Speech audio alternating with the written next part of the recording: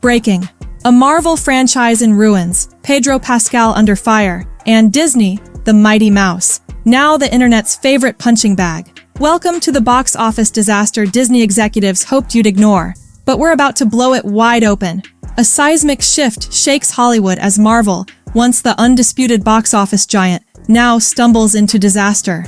Picture this. Pedro Pascal's name blasted across billboards, fans buzzing about Fantastic Four's big debut. Disney's marketing engine is at full throttle. Bob Iger, the man with the kingdom's keys, calls this the new era, one that will reignite the glory days. But in the dead hush of opening night, seats are empty, popcorn goes cold, and Twitter burns with a single verdict: Marvel is broken. Welcome behind the red velvet rope, where the real drama is bigger than any superhero plot.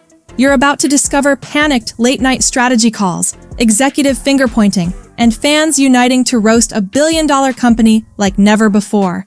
At the center, Pedro Pascal, cast as Mr. Fantastic, but now the internet's favorite scapegoat. Is he the problem, or just another victim of Disney's epic collapse? Disney didn't just swing for the fences, they bet the house, and the dream was clear: $700 million worldwide. The Fantastic Four would be the franchise rebirth, but that's not what happened. Instead, $446 million was all they could salvage. For a tentpole Marvel movie, during what was hyped as a cinematic reset, that's not just embarrassing, that's catastrophic. Critics and fans alike agreed. Fantastic Four wasn't just a flop, it was a warning shot. Cue Bob Iger at the microphone, refusing to own this historic L.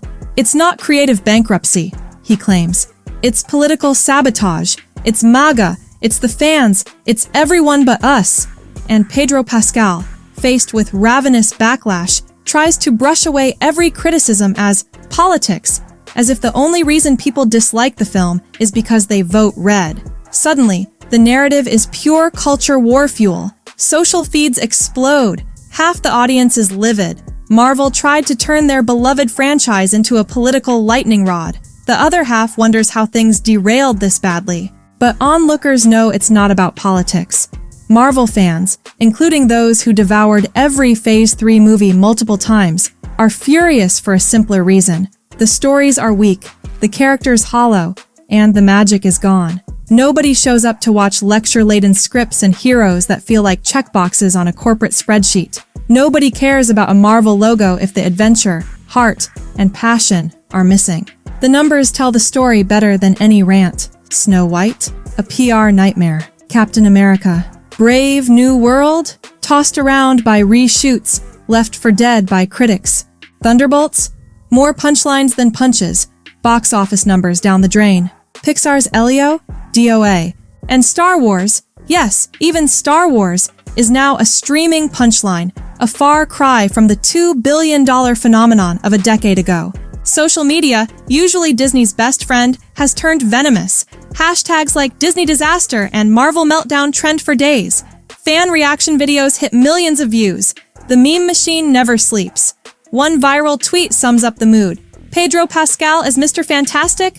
More like Mr. Tragic. When does the agony end? But what's really changed? For years, Marvel built something rare. Audiences trusted them.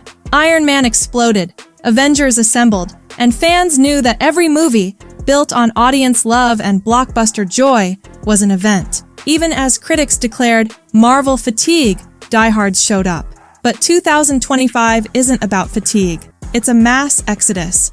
Disney fatigue is the new epidemic. Fans are sick of being blamed simply for remembering what good movies feel like. The truth stings. Every Disney Plus show is a money pit.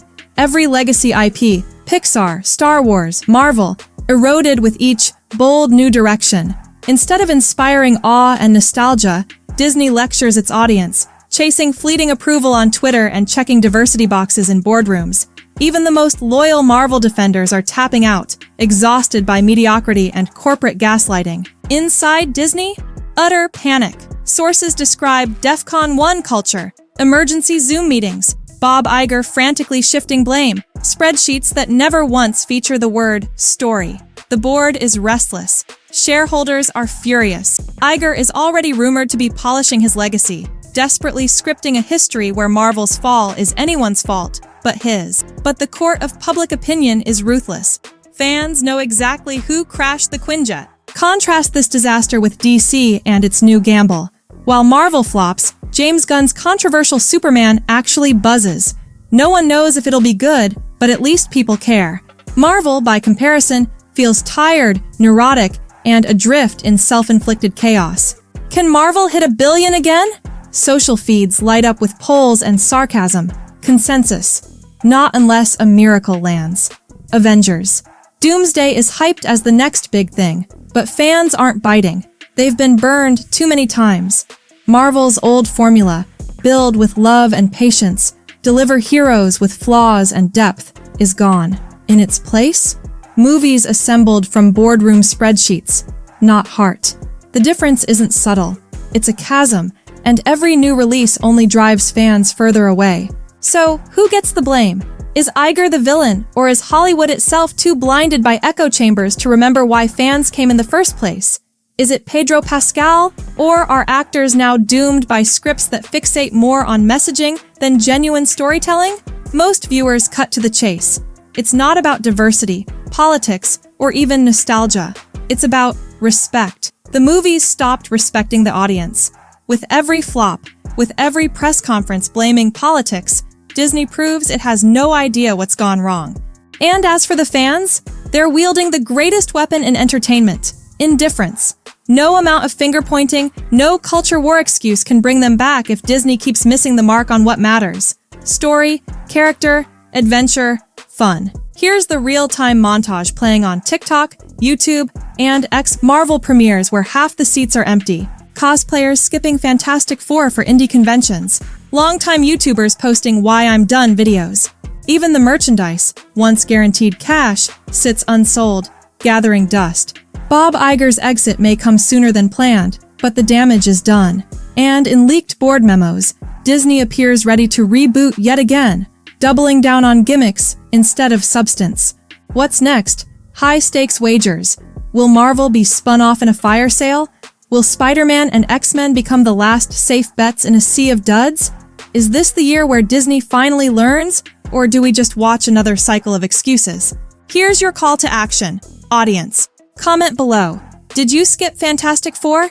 Was the problem Disney's leadership, the casting, or have superhero movies simply lost their magic?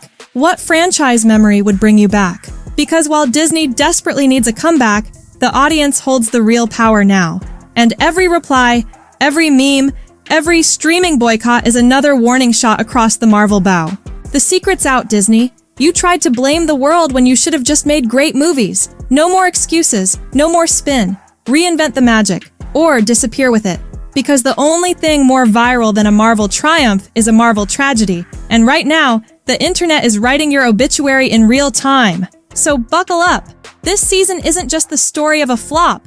It's the wake-up call for a giant. Will Disney listen? Or will the curtain fall on an era? One thing's for sure. Audiences everywhere are watching, popcorn in hand, waiting to see if even Disney can survive the monster it created.